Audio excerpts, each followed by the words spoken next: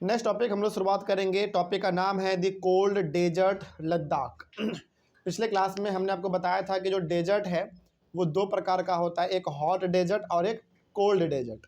तो hot desert जो था हमारा सहारा, उसके बारे में हम लोग डिस्कस कर चुके थे। आज के टॉपिक में हम लोग बात करेंगे कोल्ड डेजर्ट के बारे में, यानी कि ठंडे डेजर्ट के बारे में। वो है हमारा लद्दाख, और लद्दाख कहीं और नहीं, हमारे इंडिया में ही है।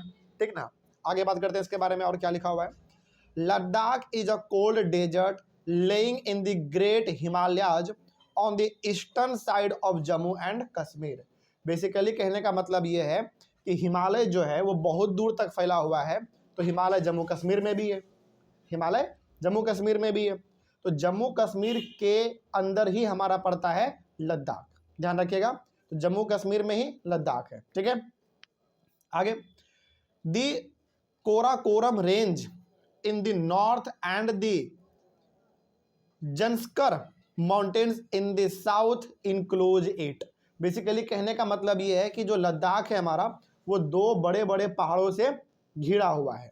बात करें हम लोग नॉर्थ में, यानी कि लद्दाख के ऊपर नॉर्थ में काराकोरम रेंज। काराकोरम रेंज का मतलब हो गया एक पहाड़ नहीं, कई सारे पहाड़ों का ग्रुप है। तो लद्दाख के ऊपर में कोराकोरम रेंज है जिसमें कई सारे पहाड़ हैं, और उसके बीच में लद्दाख, और लद्दाख के नीचे यानी कि साउथ में है हमारा जंस्कर माउंटेन्स, यानी कि ये भी कई सारे छोटे छोटे माउंटेन हैं, पहाड़ हैं। तो इन दोनों माउंटेन यानी कि काराकोरम रेंज और जंस्कर माउंटेन, इन दोनों के बीच में ही हमारा पड़ता है लद्दाख। तो कहने का मतलब है कि लद्दाख जो है वो पहाड़ों से घिरा हुआ जगह है जहाँ पे बहुत ठंड पड़ती है। Several reverse flow through Ladakh. Ladakh से होकर कई सारी नदियां भी गुजरती हैं, छोटे छोटे नदी। Indus the most important among them, उसमें से हमारा एक नदी है इंदस नदी, और ये नदी छोटे वाले नहीं है, ये कई मतलब बड़े वाले नदी है। बड़े वाले नदी का बात करें तो इंदस नदी, इसके अलावा छोटे छोटे नदी और हैं जो कि लद्दाख से होकर गुजरती है। Several glaciers are found in Ladakh, for example the Gangri glacier. कई सारे ग्लेशियर भी हैं लद्दाख में। ग्लेशियर का मतलब हो गया पहाड़ों के ऊपर केवल आपको बर्फ ही बर्फ नजर आएंगे। तो लद्दाख जब आप घूमने जाओगे, कभी मौका मिलेगा लाइफ में आगे, तो लद्दाख में देखोगे कि कई सारे पहाड़ है जहाँ पे केवल बर्फ जमा हुआ है। उसमें से एक एग्जाम्पल यहाँ पे है गंगरी ग्लेशियर। तो गंगरी ग्लेशियर बेसिकली पहाड़ के ऊपर बर्फ जमा हुआ, उसको हम लोग यहाँ पे कह देते हैं Gangri glacier. The altitude in Ladakh varies from about 3000 metre in Kargil to more than 8000 metre in the Karakoram. बात करें लद्दाख में बड़े बड़े पहाड़ों का, तो वहाँ पे जो पहाड़ हैं बेसिकली जो माउंटेन है वो 3000 मीटर से लेकर 8000 मीटर तक वाले ऊंचे भी पहाड़ वहाँ पे देखने को मिलते हैं। 3000 मीटर ऊंचे वाले पहाड़ किधर देखने को मिलेंगे? कारगिल की तरफ, ठीक। और 8000 मीटर ऊंचे वाले पहाड़ देखने को मिलेंगे काराकोरम की तरफ, ठीक ना। तो कहने का मतलब है कि छोटे और बड़े हर प्रकार के वहाँ पे आपको माउंटेन पहाड़ देखने को मिल जाते हैं। उसके बाद बात करें the climate is extremely cold and dry. Climate का बात करें तो वहाँ पे बहुत ठंडा पड़ता है, बहुत ज़्यादा ठंडा पड़ता है, और जाड़े के टाइम पे तो वहाँ पे टेम्परेचर माइनस में चल जाता है, मतलब बहुत ज़्यादा ठंडा पड़ता है और सूखा पड़ता है वहाँ पे, ठीक है। बारिश वहाँ पे बहुत कम होता है। The day temperatures in summer are just above 0 degree and the night temperatures well below -30 degree. सोचो, मतलब गर्मी में भी वहां पे टेम्परेचर कितना रहता है पता है? 0 डिग्री के आसपास। मतलब गर्मी में भी वहां पर गर्मी नजर नहीं आएगा, गर्मी में भी वहां पर आपको ठंडा ही लगेगा। और ठंडे के टाइम पे तो बहुत ठंडा, कितना टेम्परेचर चल जाता है? -30 डिग्री सेल्सियस। और -30 डिग्री सेल्सियस का मतलब हो गया कि सिंपल सा आप एक गिलास पानी लो और मुश्किल से वो 2 से 3 मिनट के अंदर तुरंत जम जाएगा, इतना ज़्यादा वहाँ पे ठंडा पड़ता है। आप ऐसे समझ लो कि गर्मी के टाइम पे भी वहाँ पे जाड़ा ही पड़ता है, तो समझ लो कि फिर जाड़े के टाइम पे वहाँ पे क्या होता होगा? बहुत ज़्यादा ठंडा पड़ता है। It is freezing cold in the winters when the temperatures में remain below -40 degree Celsius for most of the time. बात करें जाड़े के टाइम पे, तो जाड़े के टाइम पे वहाँ पे यानी कि विंटर टाइम पे वहाँ पे ज़्यादातर टाइम जो है -40 डिग्री सेल्सियस टेम्परेचर रहता है। जैसे अभी हमारा ये महीना जो चल रहा है वो जनवरी का चल रहा है, अभी के टाइम पे आप लद्दाख जाओगे तो वहाँ का टेम्परेचर 30 डिग्री माइनस में, -40 डिग्री, वहाँ पे आम बात है। वहाँ पे इतना टेम्परेचर लो रहता है, मतलब वहाँ के लोग बहुत मुश्किल से जीवन को जीते हैं ठंडे के टाइम पे। बहुत ठंडा पड़ता है, बहुत ज़्यादा। There is little rainfall as low as 10 centimetre every year. सोचो, मतलब वहाँ पे बारिश इतना कम होता है, इतना कम कि एक साल में 10 सेंटीमीटर ऊंचाई तक भी बारिश नहीं हो पाता है। सोच लो, एक साल का बात बता रहे हैं, मतलब एक साल में 10 सेंटीमीटर भी बारिश नहीं हो पाता है। कहने का मतलब है कि वहाँ पे बारिश होता ही नहीं है। फिर तो समझ रही है बात, तो बहुत कम बारिश पड़ता है वहाँ पे।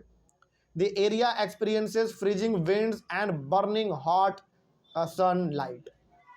वहाँ पे बात करें हम लोग तो एरिया का, वहाँ का बात करें तो वहाँ पे ठंडा हवा आम बात है, और कभी कभार थोड़ा सा आपको गर्म हवा भी देखने को मिलेगा जब सन लाइट दिखेगा तब, यानी कि सूरज जब वहाँ पे दिखेगा तब।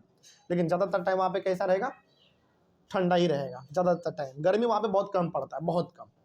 तो ये हो गया हमारा लद्दाख के बारे में कुछ इंपॉर्टेंट जानकारी। अब बात करते हैं लद्दाख में फ्लोरा और फाउना का, यानी कि पेड़ पौधे और जानवरों का। देखते हैं किस प्रकार के पेड़ पौधे और किस प्रकार के जानवर वहाँ पे हैं। There are scanty patches of grasses and shrubs for animals to graze. मतलब कि जानवर को चरने के लिए वहाँ पे घास लगभग ना के बराबर है, क्योंकि देखो पहली बात पूरा पहाड़ी इलाका है, ठीक ना। दूसरी बात बारिश होता नहीं है वहाँ पे। तीसरी बात इतना ठंडा पड़ता है कि प्लांट सर्वाइव कर ही नहीं पाता है। तो वहाँ पे लद्दाख में आपको बहुत ही छोटे छोटे घास नजर आएंगे कहीं कहीं पर, और कहीं कहीं पर तो वो भी नजर नहीं आता है। समझ रही है बात। तो जानवरों को चरने के लिए घास का वहाँ पे कमी होता है, नहीं मिलता है। ड्यूरिंग दिस समर्स, गर्मी के टाइम का यदि हम लोग बात करें, fruit trees such as apples, apricots and walnuts Bloom.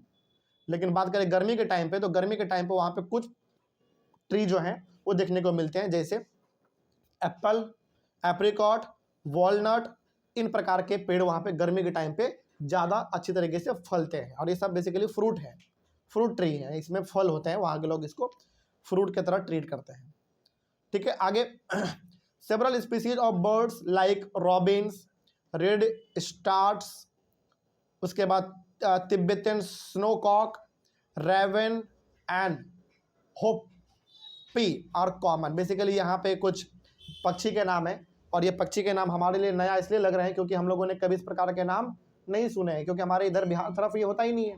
उस लद्दाख के तरफ इस प्रकार के पक्षी वहाँ पे देखने को मिलते हैं। The animals of Ladakh are, बात करें एनिमल का तो वाइल्ड गॉट यानी कि जंगली बकरी, वाइल्ड सीप, याक and special kinds of dogs.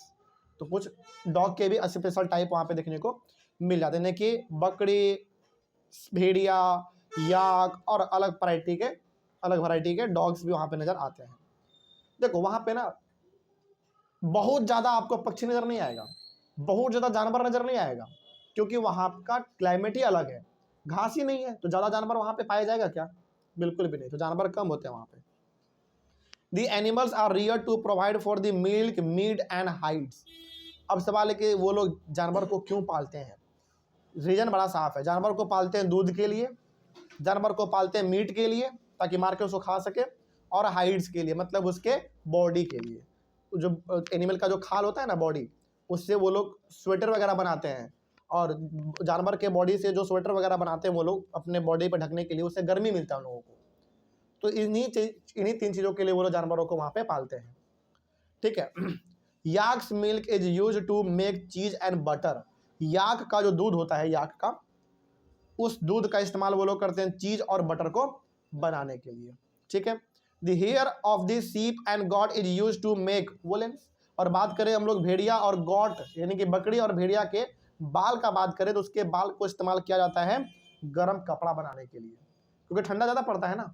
तो गर्म कपड़ा वो लोग बनाते हैं और उसी को वो लोग पहन के दिन भर अपना जीवन काट लेते हैं, ठीक है। इस तरीके से वहाँ का फ्लोरा और फाउना हो गया। क्या हालचाल आपने देख लिया। उसके बाद है पीपल, यानी कि वहाँ के लोग किस प्रकार के हैं, या फिर वहाँ के लोग किस प्रकार से अपने जीवन को जी रहे हैं। देखिए लिखा हुआ है पहला, the people here are either Muslims or Buddhist. वहाँ पे 2 प्रकार के लोग आपको ज़्यादा मिलेंगे, 2 रिलीजन के, 2 धर्म के लोग, एक मुस्लिम धर्म के लोग और एक बुद्ध धर्म के लोग। तो वहाँ पे लद्दाख में ज़्यादातर आपको 2 ही रिलीजन के लोग ज़्यादा मिलेंगे, एक मुस्लिम और एक बुद्धिस्ट, ठीक ना। Some famous monasteries are Hemis, Thiksey, SHEYC, and Lama यूरू।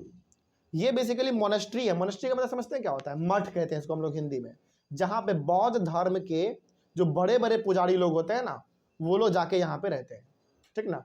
जैसे यदि हम लोग बात करें तो हमारे हिंदू रिलीजन में क्या है, हमारे हिंदू रिलीजन में पहले ऋषि मुनि लोग कहाँ रहते थे? आश्रम में रहते थे। उसी तरीके से बौद्ध धर्म के अंदर जो ऋषि मुनि लोग होते हैं, विद्वान लोग जो होते हैं, उसको लोग मॉन्क कहते हैं, और जहाँ पे रहते हैं उसको लोग मोनेस्ट्री कहते हैं। तो लद्दाख जब आप जाओगे तो वहाँ पे कुछ मोनेस्ट्री आपको मिलेंगे, बड़ा फेमस मोनेस्ट्री है, जहाँ पे बौद्ध धर्म के पुजारी लोग आपको मिल जाएंगे। और उस मोनेस्ट्री का क्या नाम है? हेमिस। आदमी का नाम नहीं है, ध्यान रखना, ये उस मोनेस्ट्री का नाम है, उस मठ का नाम है। हेमिस तिक्सी से एंड लामा यूरू। ओके, ये मोनेस्ट्री का नाम है। वहां पे आप जाओगे तो वहां पे बौद्ध धर्म के पुजारी लोग आपको वहां पे मिल जाएंगे। In the summer season the people are busy cultivating barley, potatoes, beans and turnip. यानी कि गर्मी के टाइम पे यदि हम लोग देखें तो गर्मी थोड़ा बहुत पड़ता है वहाँ पे, लेकिन ज़्यादा भी नहीं, हल्का गर्मी जब वहाँ पे पड़ता है तो वहाँ पे गर्मी के टाइम पे लोग बिजी हो जाते हैं खेती बाड़ी करने में। वहाँ पे खेती बाड़ी भी होता है, लेकिन हर जगह पर नहीं, किसी किसी जगह पर, क्योंकि मिट्टी नहीं है ना, ज़्यादातर पत्थर वगैरह है, बारिश भी नहीं होता है। तो कहीं कहीं पर जहाँ पे क्लाइमेट ठीक नज़र आया तो वहाँ पे खेती होता है, किस चीज़ का? बार्ली का, पोटैटो का, बीन्स और टर्निप वगैरह का, ठीक ना। अगला, the climate and winter month is so harsh. फिर हम लोग बात करें विंटर के टाइम का, जाड़े के टाइम का, तो वहाँ पे टेम्परेचर बहुत ही ख़राब हो जाता है। यानी कि विंटर टाइम में वहाँ का टेम्परेचर बहुत ज़्यादा ख़राब हो जाता है, बहुत ज़्यादा वहाँ का क्लाइमेट ख़राब हो जाता है, क्योंकि जाड़ा बहुत ज़्यादा पड़ता है वहाँ पे। मतलब लद्दाख के लोगों को ना थोड़ा बहुत जो राहत मिलता है वो गर्मी के टाइम पे ही राहत मिलता है, जाड़े के टाइम पे तो उनका और हालत ख़राब हो जाता है, ठीक ना। The women are very hard working. वहाँ की जो महिलाएं हैं वो बहुत ही हार्ड वर्किंग होती है, बहुत ज़्यादा काम करती हैं वो लोग, ठीक ना। They work not only in the house and fields but also manage small businesses and shops. एक बात ध्यान रखना, लद्दाख जो है ना हमारे इंडिया के अंदर, जम्मू कश्मीर में वो पड़ता है लेकिन है तो हमारे इंडिया में ही। तो लद्दाख पूरी तरीके से टूरिस्ट प्लेस है। वहाँ पे लोग, दुनिया भर के लोग आते हैं घूमने के लिए, क्योंकि लद्दाख जब आप जाओगे तो वहाँ का व्यू, वहाँ का सीन बहुत अच्छा है। तो लद्दाख पूरी तरीके से टूरिस्ट प्लेस है, वहाँ पे लोग देश दुनिया से घूमने के लिए आते हैं। तो खास करके यदि हम लोग बात करें वहाँ की महिलाओं का, तो वहाँ की महिलाएं घरों में भी काम करती हैं, खेतों में भी काम करती हैं। इसके अलावा वहाँ की महिलाएं छोटे छोटे बिजनेस भी चलाती हैं। जैसे जब आप लद्दाख में घूमने के लिए जाओगे तो वहाँ पे आपको नजर आएगा कि लद्दाख की महिलाएं, लद्दाख में जो चीज़ें फेमस हैं, छोटे छोटे चीज़ें, वो लोग बना के उसको बेचती हैं बहुत महंगे दाम में, और लोग उसको खरीदते हैं। क्योंकि टूरिस्ट प्लेस पे होता क्या है, देश दुनिया के लोग घूमने के लिए आते हैं, उनको जो चीज़ वहाँ का अच्छा लगता है वो लोग खरीद के लेके चल जाते हैं। तो लद्दाख की महिलाएं छोटे मोटे बिजनेस भी चलाती हैं, वो लोग अपना सामानों को बेचती हैं। किसको? टूरिस्ट लोगों को, जो घूमने के लिए वहाँ पे आते हैं। तो बहुत हार्ड वर्किंग महिलाएं हैं उधर की। Leh the capital of Ladakh is well connected both by road and air. अब लद्दाख का जो कैपिटल है, लद्दाख का जो कैपिटल है वो है लेह, LEH, लेह। और लद्दाख का कैपिटल हो गया हमारा लेह। तो लेह जो है वो बहुत अच्छी तरीके से कनेक्टेड है, रोड के थ्रू भी है, एयर के थ्रू भी, यानी कि यहाँ पे हवाई अड्डा भी है। घूमने के लिए आप जाओगे तो आप एरोप्लेन से भी जा सकते हो और बाई रोड भी जा सकते हो, क्योंकि कनेक्टिविटी वहाँ का बड़ा अच्छा है। द नेशनल हाईवे 1A, वहाँ पे एक नेशनल हाईवे है, उस नेशनल हाईवे का नाम है 1A, connects Leh to Kashmir valley through the Zojila pass. कहने का मतलब हो गया कि एक लद्दाख में एक हाईवे है, हाईवे का नाम है 1A। ये हाईवे क्या करता है? लद्दाख को कश्मीर से जोड़ता है। यानी कि ये जो हाईवे है लद्दाख से निकलती है, कश्मीर को जोड़ती है थ्रू अ जोजिला पास। यानी कि ये बेसिकली जोजिला पास का मतलब हो गया एक जगह, बेसिकली आप मान लो वहाँ से ही ये हाईवे हमारा गुजरती है।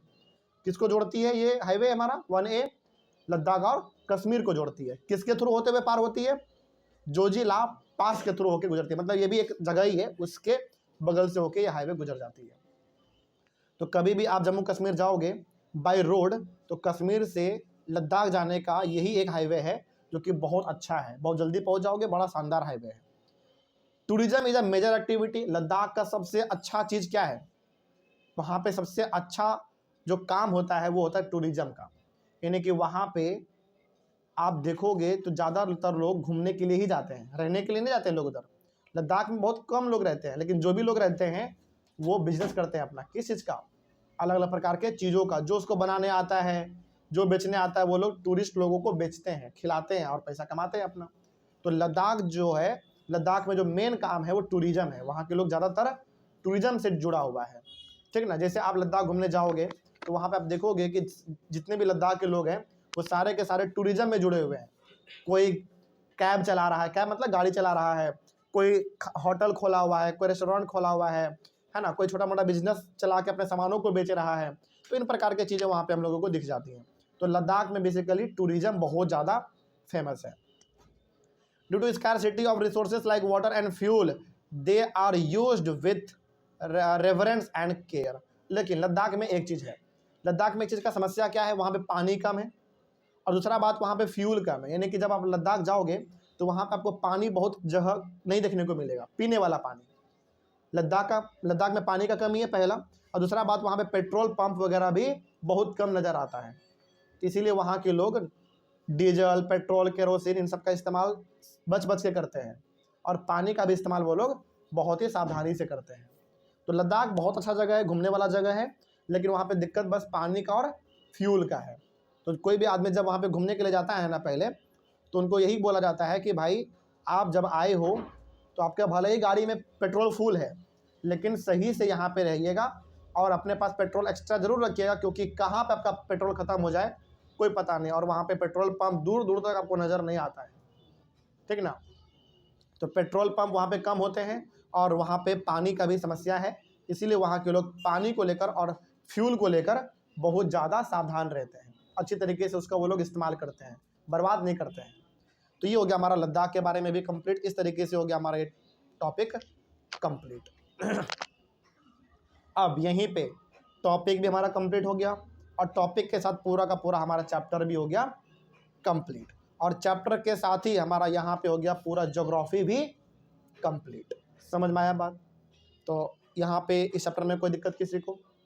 चलिए, ऑनलाइन वाले बच्चे आप लोगों को कहीं पर डाउट रहा होगा तो आप लोग एक बार कमेंट करिएगा। यहीं पे हो गया हमारे टॉपिक, और टॉपिक के साथ पूरा चैप्टर भी कंप्लीट, और चैप्टर के साथ पूरा हमारा ज्योग्राफी भी हो गया कंप्लीट। चलिए, thank you very much and have a nice day.